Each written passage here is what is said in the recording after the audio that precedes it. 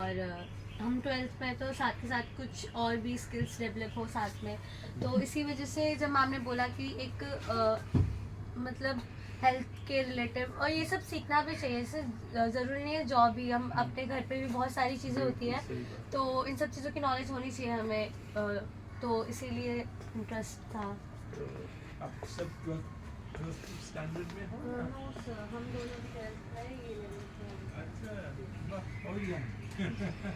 नहीं, मैंने इनको ये कहा कि आप इसे करके शुरू के साथ साथ फिर उसमें डिस्टेंस में आप ग्रेजुएशन भी कंप्लीट कर हाँ, लीजिएगा। बिल्कुल सही बात। ग्रेजुएशन आजकल पूरा जो प्रैक्टिकल कोर्सेज है उसमें ध्यान दीजिए। ये हेल्थ केयर हाँ। में जो है, ये करियर में आपको Enhancement। You can proceed in your career. उसके साथ साथ आप लोग ग्रेजुएशन कीजिए, डिस्टेंस लर्निंग में ग्रेजुएशन कीजिए, लेकिन ये है आपका करियर का फर्स्ट स्टेप जो हेल्थ केयर में। और स्कोप सिर्फ इंडिया में नहीं, सब बड़ा बड़ा हॉस्पिटल में स्कोप है, प्राइवेट हॉस्पिटल में स्कोप है, विदेश में स्कोप है, बाहर सब कंट्री में इंडिया से हेल्थ केयर वर्क है। एक जोक है जो नर्सेज इंग्लैंड से वापस आ जाए केरला में तो पूरा बंद हो जाएगा हेल्थ केयर इंग्लैंड में। तो ऐसे ही हालत है, बाकी देशों में भी हम लोग ट्रेन करके भेज रहे हैं, लेकिन एक्सपीरियंस चाहिए। कुछ सालों इधर काम करके एक्सपीरियंस कीजिए तो पूरा वर्ल्ड है आपके खुला। हाँ, इंडिया में तो है ही है, but you can get jobs anywhere you want. Hard work, Indians are known for hard work.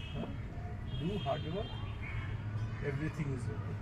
ठीक है, very good. And healthcare is one of the best sectors to आप लोग not only I like what you said जे हम खुद family के लिए it is applicable जे घर में भी कुछ हो जाए, yes sir. it's the first point of help you can give. बाकी तो है ही है community जो आप help कर सकते हैं। So career ने good choice and इधर career progression में भी ये अच्छा choice है।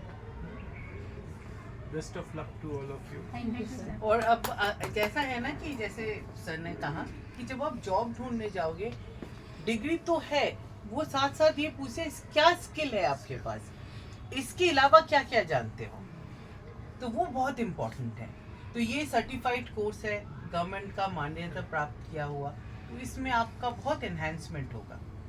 ये सर्टिफिकेट जो दिया जाएगा, जो आप दिखाएंगे नौकरी जिधर जाएंगे, वो बिल्कुल एक्सेप्टेड। हम लोग का जो संस्था का नाम, इन लोग का जो संस्था का नाम, और हम लोग गवर्नमेंट एफिलिएटेड संस्था। तो mister Swagato, will you explain them आपका संस्था क्या है, थोड़ा सा बताइएगा उनको। I am from Confederation of Indian Industry, जो इंडिया का 128 year old association, industry association. So हर सेक्टर का जो इंडस्ट्री है वो इकट्ठा होकर हम लोग का मेंबर है। तो हेल्थ केयर में सब अपोलो, फोर्टिस, मेदांता एट्सेट्रा सब हम लोग का मेंबर्स है। और हम लोग क्या करते हैं, we are like the bridge. ये इंडस्ट्री का क्या प्रॉब्लम, इशू, चैलेंज गवर्नमेंट के पास लेके जाते हैं, और गवर्नमेंट क्या क्या चाहते हैं फ्रॉम इंडस्ट्री, ये हम लोग ब्रिज करते हैं। और मेन अभी जो ज़रूरत है in hospitality health care industry है द टैलेंट।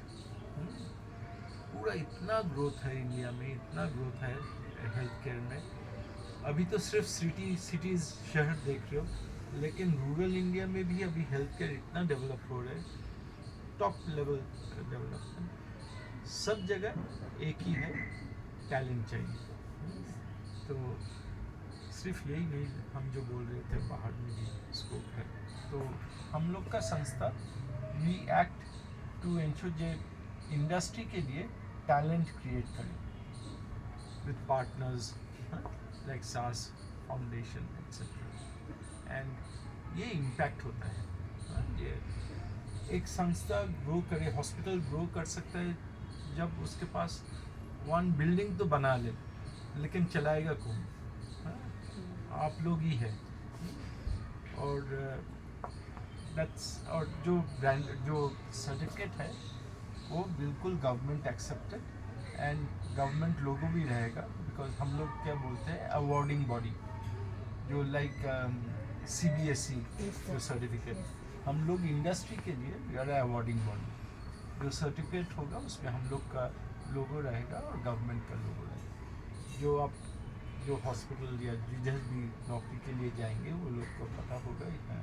और इधर एक NSQF लेवल जो नेशनल स्टैंडर्ड्स होता है उसमें मेंशन रहेगा कि आप लोग ये ट्रेनिंग ये NSQF लेवल में किए हो। और ये लेवल होने से क्या होगा, आप जो कंटिन्यूअस स्टडी करेंगे उसका क्रेडिट आपको मिल जाएगा, तो आप बिल्कुल ज़ीरो से नहीं स्टार्ट करेंगे। जब आप ग्रेजुएशन करेंगे वो क्रेडिट भी देंगे आपको, ये उतना कम आपको पढ़ना होगा for the next step. So there is a progression, study के लिए प्रोग्रेशन है, करियर के लिए भी प्रोग्रेशन है।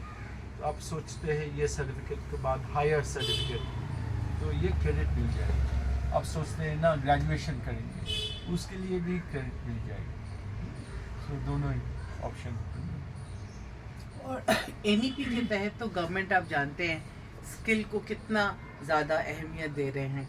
जैसे सर ने कहा कि जब आप ग्रेजुएशन या कॉलेज में अगर देखोगे तो वहाँ पे क्रेडिट पॉइंट्स होता है, तो कितना क्रेडिट आवर्स आपने किया है वो टोटल अब जो जितना आपका क्रेडिट आवर्स होगा उसमें ये क्रेडिट आवर्स जो आप ऑलरेडी कर चुके हो वो माइनस हो जाता है।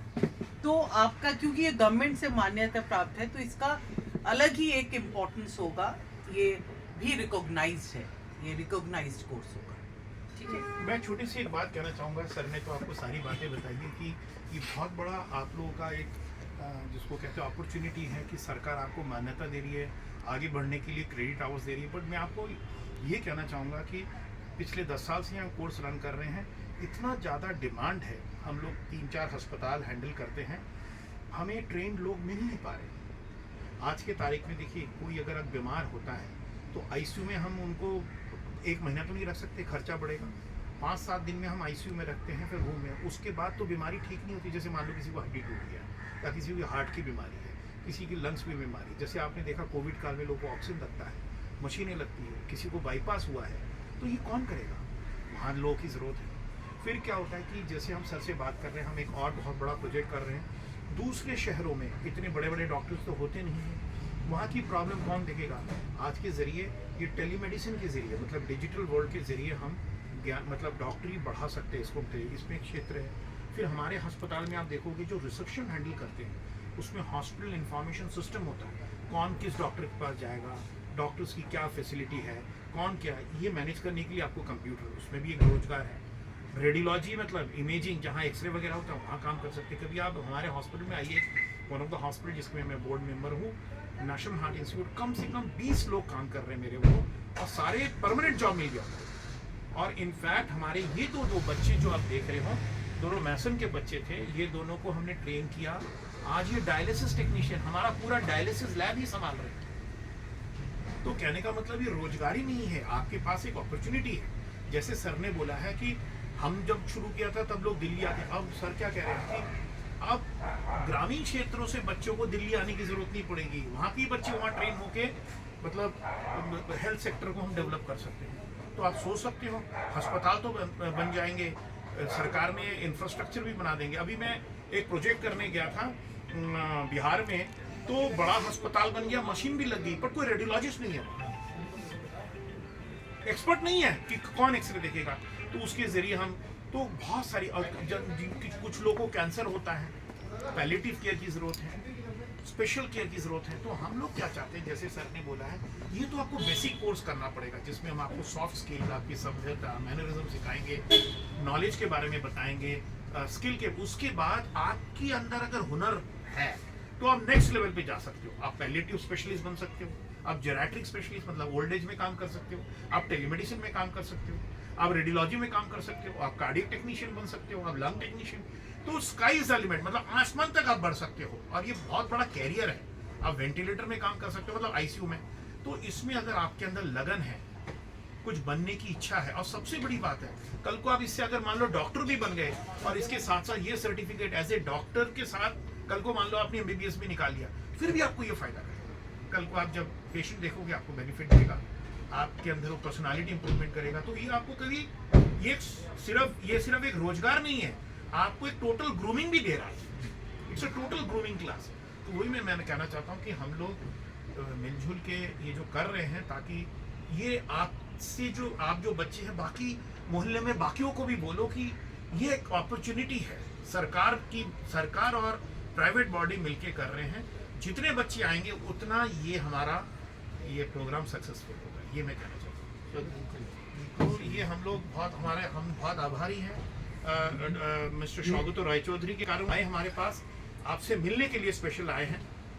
ये बहुत व्यस्त रहते हैं, तो उन्होंने हमें प्रॉमिस किया है कि हम पूरी तरह ये सहयोग देंगे, और सिर्फ यही नहीं बोला उन्होंने, सपोर्ट भी करेंगे आपको रोजगार देने में। बिल्कुल, आप लोग जब ज्वाइन करेंगे ये 100% एश्योर्ड जो नौकरी मिलेगी, और नहीं तो कोई फायदा नहीं। आज के तारीख में इंजीनियरिंग भी कर लो, डॉक्टरी कर लो, फिर भी संघर्ष है, बट इसमें तो आपको रोजगार भी मिल सकता है। और आप लोग इतने ज्यादा चमक रहे हैं, तो आपके अंदर आप सोचो कितनी एक्साइटमेंट। बट आपको हर एक बच्चे को एक मैसेंजर बनना पड़ेगा, बच्चे लाने पड़ेंगे, जोड़ना पड़ेगा, एम्बेसडर बनना पड़ेगा, ये हम कहना चाहते हैं। तो सर के लिए जोरदार तालियां हो जाए। थैंक यू बोलो सर को।